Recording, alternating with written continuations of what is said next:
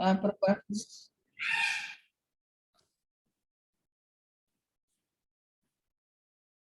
mengenai perubahan fisiologi pada berbagai tekanan oksigen. Ada ketinggian, ada di bawah laut, ya kan?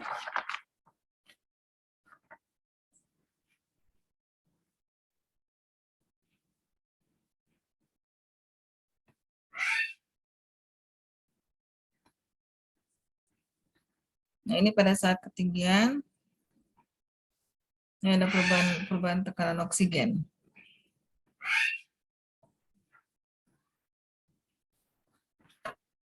Pada keadaan tempat yang tinggi, ini akan kita lihat adanya apabila di atas 1.500 meter di atas permukaan laut itu ada perubahan.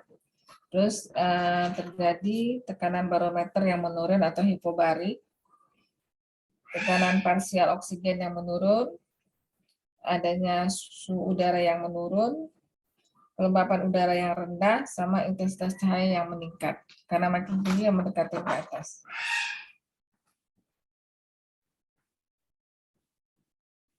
Ini seberapa tinggi dan di mana terjadinya? Misalnya di sini di atas 2.500 atau di atas 300 meter itu adanya di sentra Asia, contohnya Himalaya, Nepal, Tibet, dan Tisen. Di atas 8.000 atau 10.000 feet itu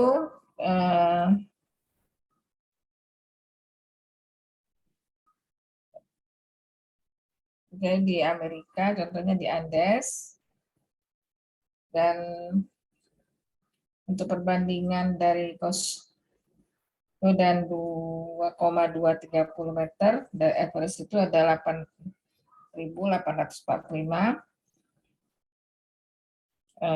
contohnya di Afrika, di Ethiopia, ketinggian yang relevan dengan daerah kemungkinan bukan puncak, contohnya di PNG.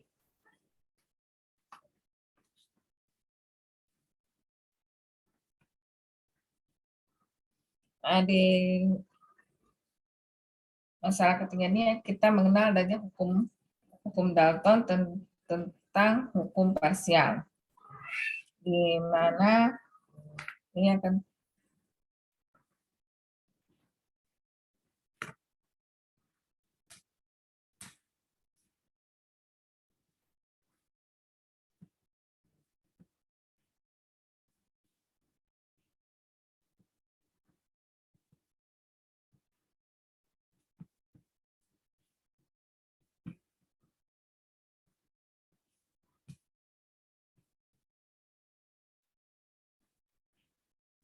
ini terlihat di mana O2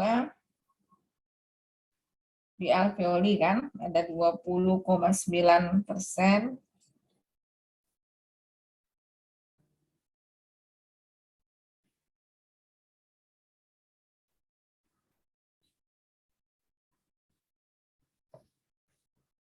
Dikali atmosfer itu 760, tekanan di atmosfer sama dengan di sini tekanan PO2-nya 159.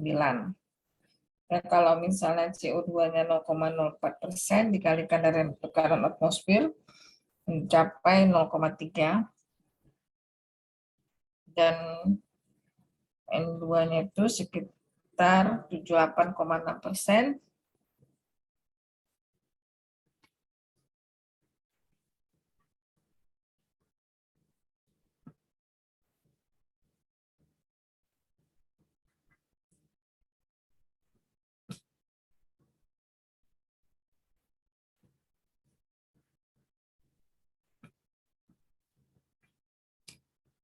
Dikali 760 capai N2 itu 597. Dan dari H2O-nya itu mencapai 0,46%, maka tekanan partial pressure-nya itu di 3,5.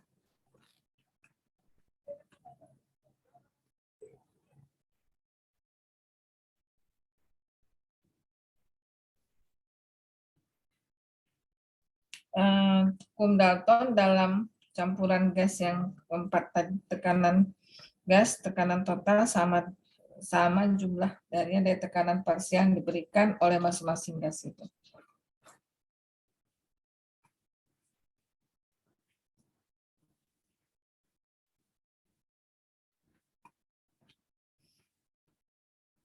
Ini kita lihat tabel yang menunjukkan ketinggian dari 10.000 kaki, itu maka tekanan barometernya sekitar 523. Dan tekanan O2-nya 110, tekanan di O2 di alveolinya 67, maka tekanan CO2-nya di alveoli mencapai 36.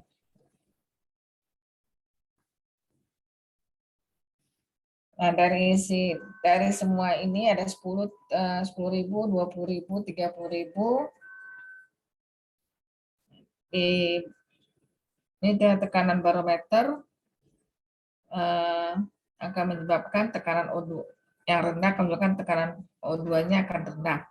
Dan di alveoli juga rendah, maka akan terjadilah hipoksia. Maka makin tinggi, yaitu maka dia makin rendah barometer itu, maka makin terjadi hipoksia tadi.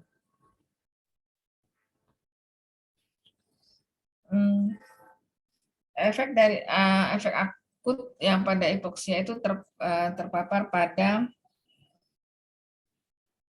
tingginya dari ketinggian 12.000 kaki, akan menyebabkan biasanya mengantuk, malas, kelelahan mental dan otot, sama sakit kepala, mual, euforia, sama susah bernapas.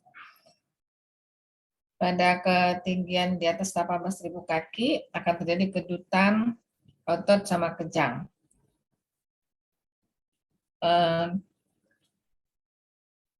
Dan pada ketinggian di atas 23.000 kaki juga akan komas. Pada ketinggian 12.000 kaki ini bisa juga menyebabkan orang itu tiba-tiba pingsan.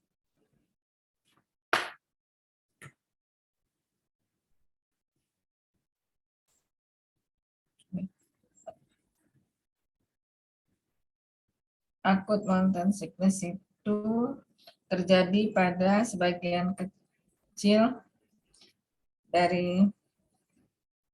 pada manusia, di mana terjadi cepatnya naik ke ketinggian. Jadi tiba-tiba dia naik, maka akan terjadi munculnya dalam waktu 2-48 jam setelah pendakian. Itu akan terjadi munculnya gejala. Pada edema cerebral yang akut, di sini akan dilihat terjadinya disorientasi, disfungsi cerebral yang lainnya. Pada lokal vasodilatasi akan terjadi hidrostatik edema. Edema pada paru yang akut akan merupakan mekanisme hipoksia berat tidak. Masih tetap mungkin berhubungan dengan vasokonstriksi. Jadi dia kadang-kadang akan menyebabkan vasokonstriksi pada paru, jadi hipoksia yang semakin memburuk, di mana pori-pori akan melebar karena curah jantung yang memiliki lebih sedikit pembuluh darah daripada untuk dilalui.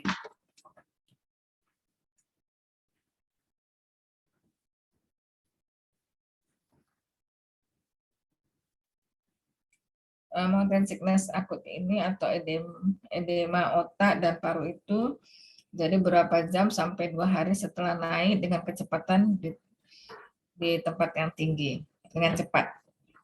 Mountain sickness akut dari edema otak ini siklusnya itu apa terjadinya hipoksia, di mana akan menyebabkan vasodilatasi pembuluh darah otak, vasodilatasi dari arteriol, dan tekanan kapil akan meningkat.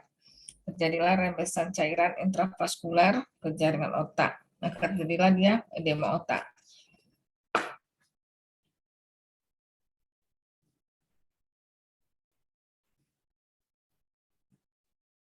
Pada hipoksia yang berat akan terjadi vasokonstriksi, di mana vena pulmonalis akan lebih banyak daripada arteri pulmonalis. Di sini tekanan kapilner akan meningkat dan terjadilah remesan cairan intravaskular di jaringan paru, maka terjadilah edema paru.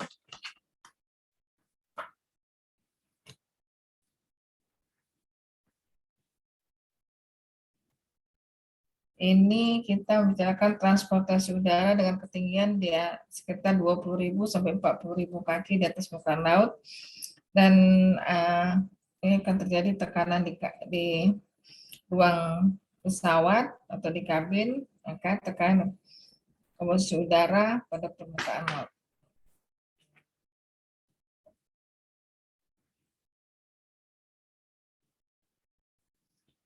Cabin pressure akan terjadi gagal apabila tekanan akan menyebabkan tekanan dalam kabin itu akan menurun, di mana akan terjadilah hipoksia atau ekspansi gas-gas dalam ruangan tersebut dan terjadilah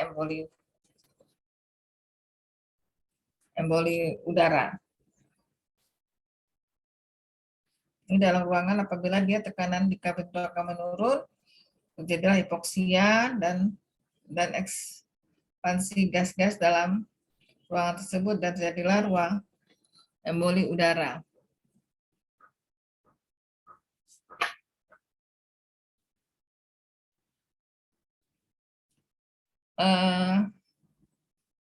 Individu berada dalam ketinggian, maka tekanan O2-nya akan rendah dalam beberapa hari, minggu, sampai tahunan.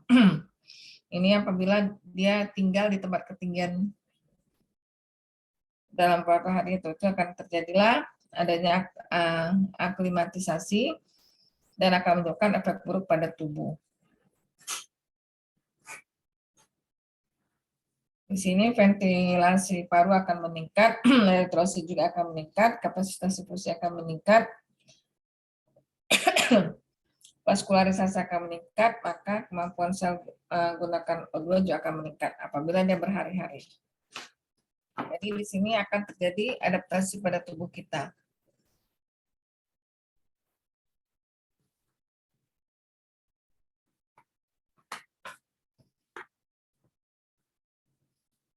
Ini kita bicara mengenai mekanisme ventilasi paru yang meningkat. Apabila tekanan O2 itu akan turun secara tiba-tiba, maka terjadilah rangsangan kemoreseptor akan meningkat. Dan ventilasi alveoli akan meningkat lebih kurang di 65%, di mana akan menyebabkan tekanan CO2-nya akan menurun dan pH cairan tubuh akan meningkat. Dalam waktu 2-5 hari, terjadilah HCO3-nya akan menurun.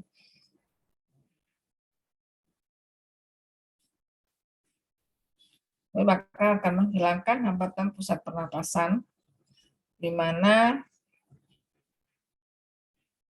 akan terjadi ventilasi dari alveolus akan meningkat sekitar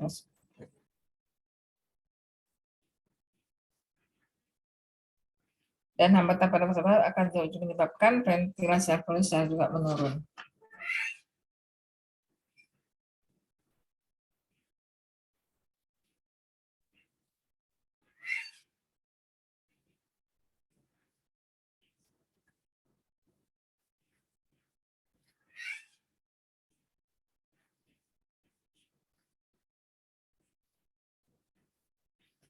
Mekanisme jumlah eritrosit yang meningkat atau polisitemia secara fisiologis. Apabila terjadi hipoksia, ada waktu 2-3 hari akan terjadi sekresi eritropoietin yang meningkat. Ini akan ada pembentukan eritrosit. Jadi jumlah eritrosit itu menjadi 6-7 juta per milimeter kubik, maka Hb akan meningkat, H3 akan meningkat, hematokrit akan meningkat, dan maka volume darahnya juga akan meningkat.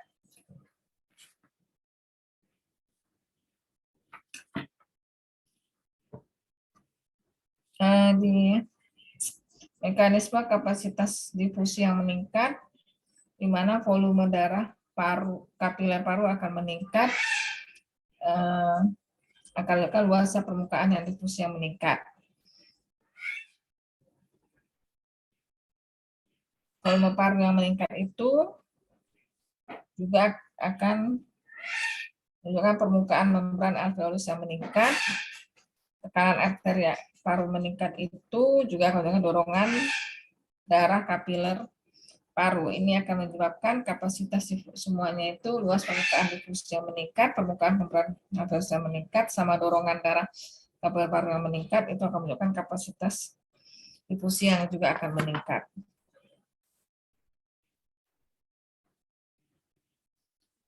Mekanisme dari vaskularisasi yang meningkat, apabila terjadi hipoksia yang kronik, maka jumlah dan ukuran kapiler itu akan meningkat.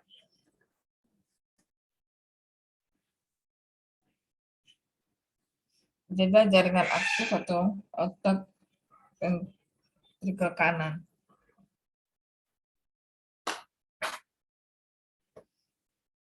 Mekanisme kemampuan sel menggunakan O2 itu akan meningkat. Apabila terjadi hipoksia, maka jumlah mitokondria akan meningkat dan sistem enzim oksidasi akan meningkat. Inilah yang akan menunjukkan yang digunakan sel gunakan O2 untuk meningkat.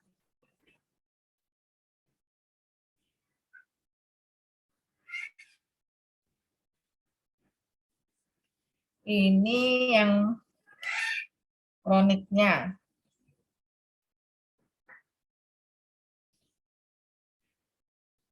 Akan terjadi eritrosit dan hematokrit yang meningkat. Dan tekanan arteri pulmonaris juga akan sangat meningkat dan pembesaran jantung kanan. Juga tekanan arteri perifer yang menurun dan akan menyebabkan kegagalan jantung yang kongestif.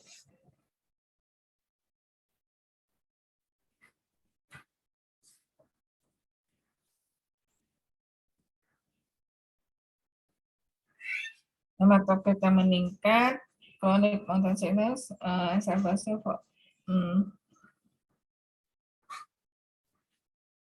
terjadinya hipertensi pada pulmonari, besaran dari ventrikel kanan,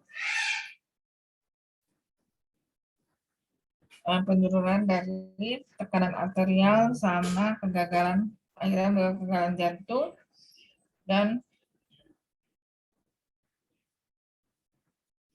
akan menjadi kematian.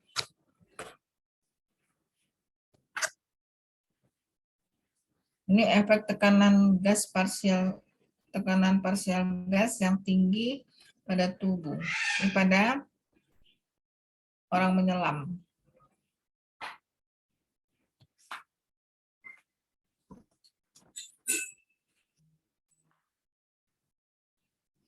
Menyelam atau diving itu ada di sini ada kepadatan air lebih besar daripada udara. Di sini ada tekanan air sedalam 33 kali kaki, sama 2 kali tekanan di permukaan, sama dengan 2 atmosfer. Jadi 6 kaki, 3 atmosfer. Jadi 2 kali. Apabila dia jadi 33 kali 2.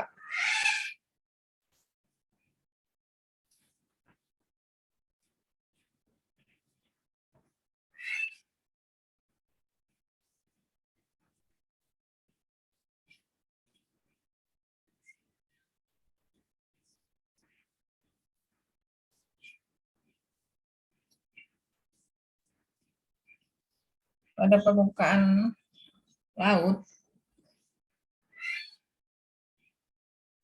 ini volume dari harus sekitar 6 liter. Apabila kedalamannya sampai 33 kaki atau 10 meter, volume paru 3 liter. Dalam 99 kali, makin dia makin dalam, maka volume paru itu makin rendah. Yang 99 kaki jadi 1,5 liter. Lebih dalam lagi, maka tekanan semakin tinggi, rongga udara mengecil, sama akan menyebabkan kerusakan paru-paru.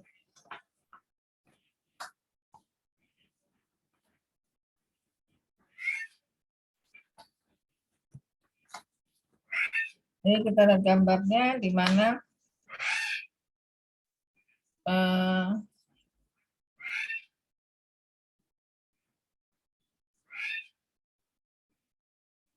makin kedalamannya makin itu, maka volume udara makin rendah. Ya, 10 meter atau 33 feet ada 2 atmosfer. Itu setengah sekitar 3 liter. Kalau dia 1 atmosfer, dia 6 liter kan. Jadi kalau dia turun ke 2 atmosfer jadi 3 liter. Kalau turun lagi ke 3 atmosfer, sepertiga dari air volume tadi, jadi 2 liter, 30 meter per atmosfer sekitar 1,5 liter, 5 atmosfer sekitar 1,2, dan jadi makin dalam itu maka air volumenya itu makin sedikit.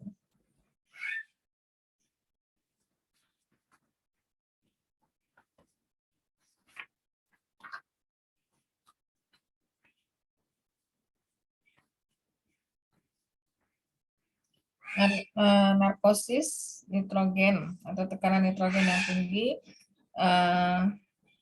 penyelam yang berdiam selama 1 jam. Dan narkosis itu N2 yang menurun ke kepekaan akan menyebabkan kepekaan saraf. Kedalaman 120 kaki ada rasa riang dan kurang hati-hati. Pada 150 sampai 200 kaki ada rasa mengantuk. 200 sampai 250 kaki tenaga makin turun atau makin lemah. Di atas 250 kaki atau 8,5 atm tidak dapat berbuat apa-apa.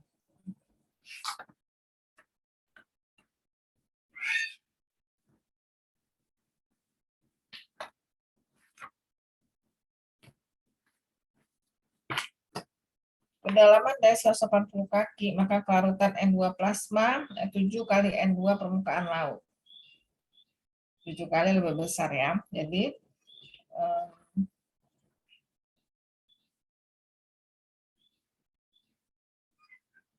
makanya kalau misalnya ada yang diving itu untuk naik ke atas itu dianjurkan untuk naik secara pelan-pelan. Nah, kalau perlahan PN2-nya juga akan diturunkan melalui difusi dan ekspirasi, dan terjadi efek negatif, maka efek negatif tidak akan muncul. Sementara kalau dia naik secara cepat, terjadilah kompresi atau tekanan, terjadi gelembung N2, jaringan nyeri yang hebat terjadi, dan akan menyebabkan emboli udara sumbat pembuluh darah.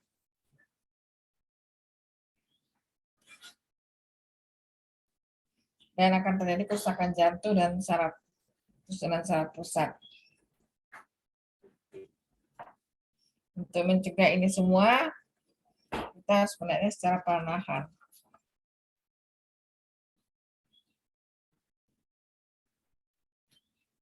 Ini kita lihat gambarnya terjadi emboli udara di ada face kacamata ini, Mas.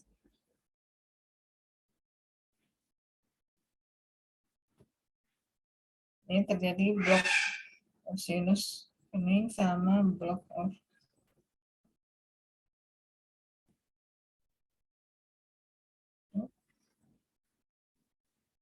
jadi pneumotoraks, dan di sini terjadi ruptur dari alveoli.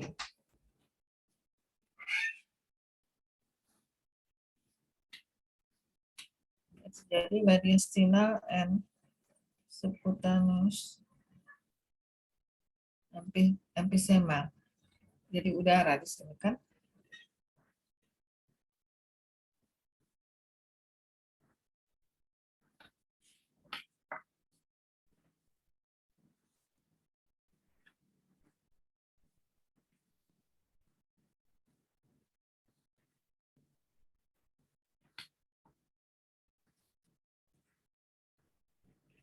ini apabila dia menyelam maka volume dari paru itu akan meningkat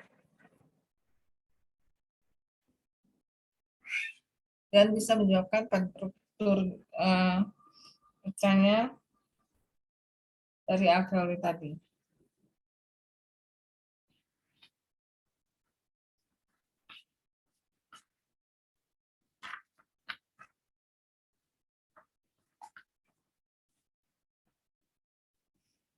Ini kita lihat di mana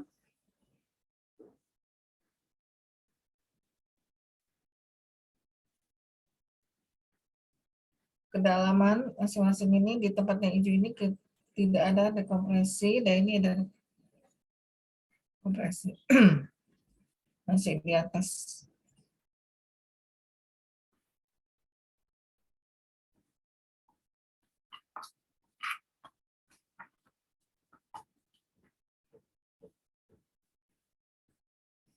Penyakit dekompresi itu untuk mencegahnya itu apabila menyelam beri dia O2 murni.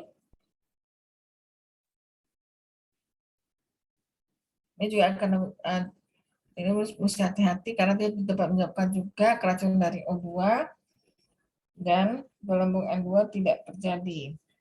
Ini akan mencegah adanya dekompresi tekanan.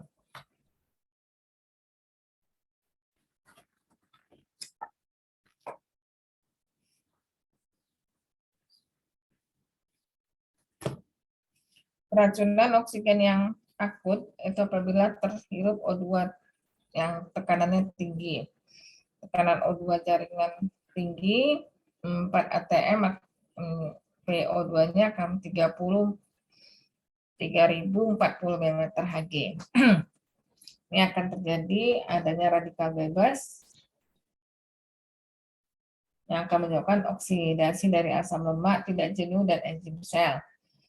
Nah, terjadilah kerusakan dari metabolisme sel, terutama di jaringan saraf, dan akan menyebabkan gejala itu mual, kedutan otot, pusing, gangguan penglihatan, dan desorientasi, dan akhirnya akan menyebabkan kejang dan koma.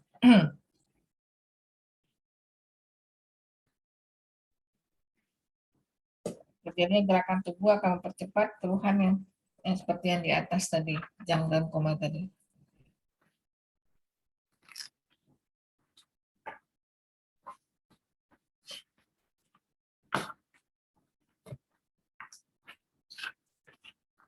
Keracunan CO2 dalam penyelaman laut yang dalam itu faktor dipengaruhi oleh faktor kedalaman itu akan tidak meningkatkan tekanan CO2 di apoli. Alat selam itu helm misalnya, CO2-nya tertimbun di dalam ruang helm tersebut, maka CO2 itu akan dihirup kembali dan ini akan menyebabkan CO2, tekanan CO2 lebih besar daripada 80 mmHg. Sementara yang ditoleransi pada tubuh kita itu sekitar 80 mmHg karena dia kan tidak terbuang. Nah, dan terjadilah di sini depresi pusat pernapasan dan akan menyebabkan kematian. Makanya hati-hati walaupun sudah mendapatkan tabung oksigen yang murni tadi.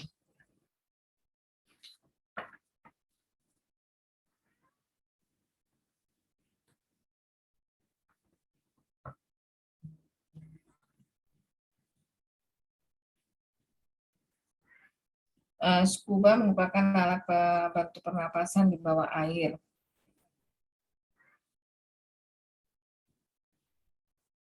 Ini dia akan buka dan tutup sirkulasi adanya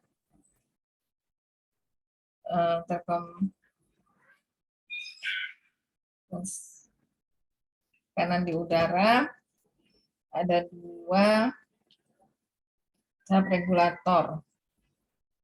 Tekanan tangki diturunkan menjadi 8 sampai 10 bar untuk pertama.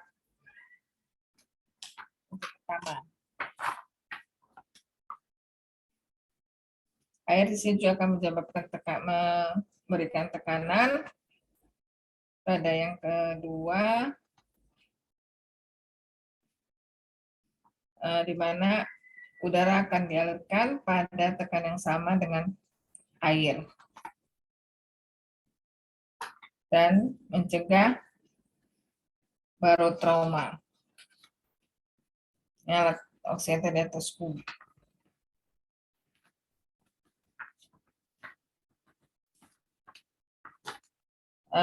Juga ada dikenal dengan terapi oksigen hiperbarik, di mana O2 diberikan sekitar 2-3 atm atau melalui masker atau pipa intrakea, dan gas di sekitar tubuh sebanding dengan udara yang normal. Jadi tekanan dikompres, jadi tekanannya jadi sama.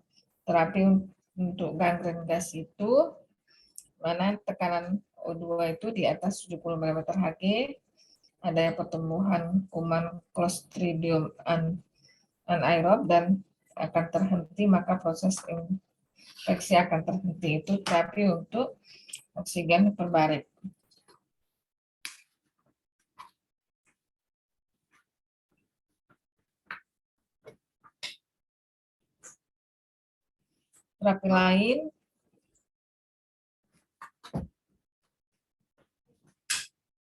Terapi lain adanya keadaan dekompresi sickness tadi adalah keracunan karbon monoksida, emboli gas pada arteri, infark miokard, dan osteomyelitis. Bahayanya dekompresi, yang bahaya itu adalah dekompresi sickness, keracunan O2, dan ledakan atau kebakaran. Bahaya dari yang tadi terapi oksigen hiperbarik.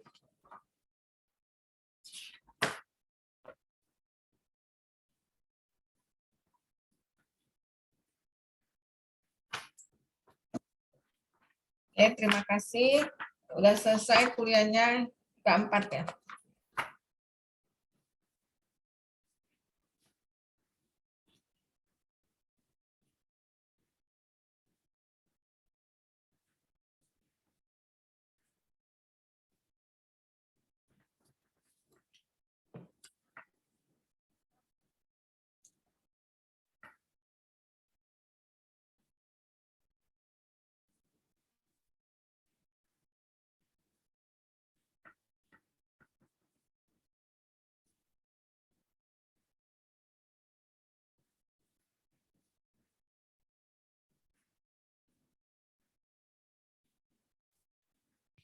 Ya dok. Tidur nggak ada di tempat. Tadi saya udah siap. Kenapa dok? Tidurnya kalian? Enggak dok. Cuman nggak di tempat. Jaringan saya agak terganggu dok. Maaf dok. Nanti kan hasil fotokan kasihkan ke saya biar saya lapor ke departemen bahwa udah selesai yang keempatnya ya. Ya baik dok. Habis ini ada kuliah apa kalian? Kuliah ortopedi dok. Oke, selamat pagi semuanya. Terima kasih